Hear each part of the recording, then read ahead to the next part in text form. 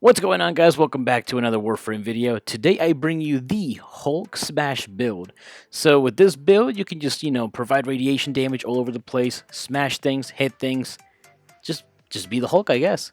As far as your mods go, you definitely want to go with some growing power to just increase your power strength on status chance, since there'll be a lot of radiation procs out due to our Chirin Capillary ability placed on our 4th, and I'll explain why in just a second. But keep going with the mods. We want Prime Sure-Footed, that way we're not being knocked down, because the Incredible Hulk is not pushed down, right? So then we have Prime Vigor for just more health, Umbral Fiber and Vitality for health and armor, Adaptation for survivability. So basically a lot of survivability with these 4 mods up here.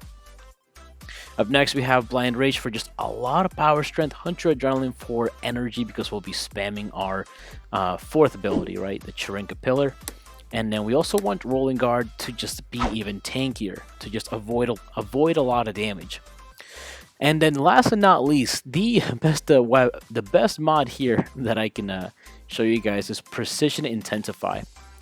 You would need to basically have Umbral Vitality, Umbral Fiber, and Umbral Intensify, right, to get 77%. But if you're just maxing out power strength on a specific ability, just put it on your 4th and get Precision Intensify, and then that'll free you up some slots. 90% ability strength on the 4th is significantly better in just one mod. So you can pair that up with Blind Rage, Precision Intensify, and any other strength mods. But in this case, I like the survivability we have here, so this is as much room as we're going to get. As far as Arcanes, we're going to go with Malt Augmented for another 60% power strength, and an Arcane Grace for regeneration.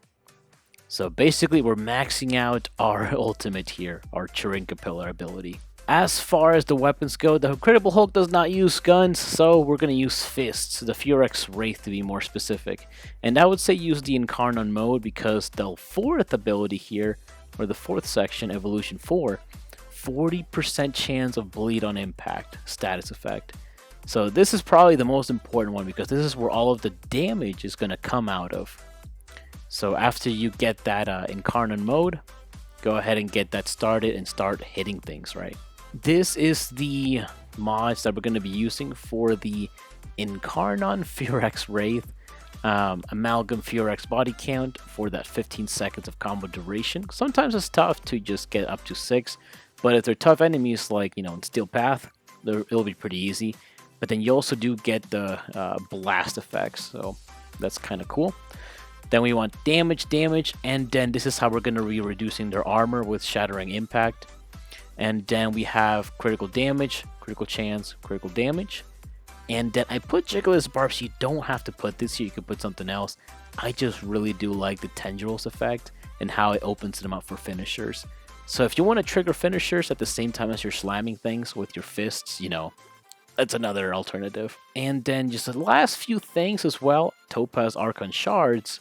The orange one, you can get an extra 15% ability damage on enemies affected with radiation. So basically, slam once. Imagine just having 5 of these, right? 5 of these Topaz shards. Slam once, and then the second slam, or the little pop of radiation that comes afterwards, will be significantly stronger than the first time. So the second slam will be way powerful. Next up, the last thing is the Parazon. Parazon, you'll have power drain. So after a mercy kill, and once again, it pairs perfectly with your fist because you're doing a lot of impact, which will open him up for finishers for mercy kills way earlier. So you have another 50% ability strength right here that you can play with. And then our Kubros, I keep saying last thing, but there's always more. Kubros here, we're actually going to be reducing their armor as well with the Vicious Bond. And as we're spamming abilities, there's going to be 3 of them. So same combo as always. And then we spawn the boys, 20 Corrupted Heavy Gunners at level 185. Let's go ahead and fight them. Pretty easy. You show up, not much to do. As you can see, the damage is ridiculously terrible. Once we have our Incarnon, it's going to scale upwards. Especially as we're reducing their armor, right? Now we start rocking radiation. let's start spawning our Kubros a bit. Tendrils, Mercy Kills, another 50%, spawn that. Waiting for the Tendrils. Oh, he's opened. Another 50%. So you can see some of them have already lost their armor due to our Kubros, so they're ready for killing basically.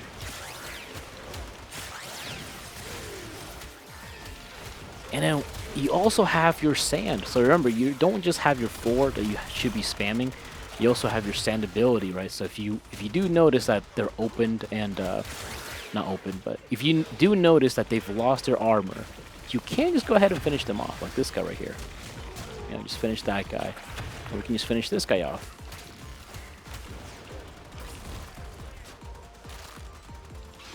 Almost finish him off. Okay, there we go. Alright, that's the last guy. Obviously, it's not the most effective way, it's not the fastest way to kill things, but it is a way to just slam things and hit things. So, make good use of those fists that no one ever uses. But yeah, guys, that is the build. You know, you have your abilities to slam, you can blind enemies, and then I rarely use the 2 or the 3 just because I don't really need them that often. Alright guys, and then that's basically the build. You know, we have fists, we're slamming things, we're hitting people, we're snapping necks, you know, we're just hitting things. So that's kind of the goal, that's the purpose of this, using the fist weapon in a more of a way to just have fun with it. As you can see, it's not the most effective way to kill things, it's not necessarily the fastest way to kill things, but it is a fun way to kind of play the game, because it does kind of get boring every now and then. If you guys enjoyed the video, please make sure you leave a like, subscribe, leave a comment down below what you thought of the video. And then that's it for the year, guys. 2023 has gone by pretty fast. Happy New Year, and I'll see you all in the next year in a new video. Peace.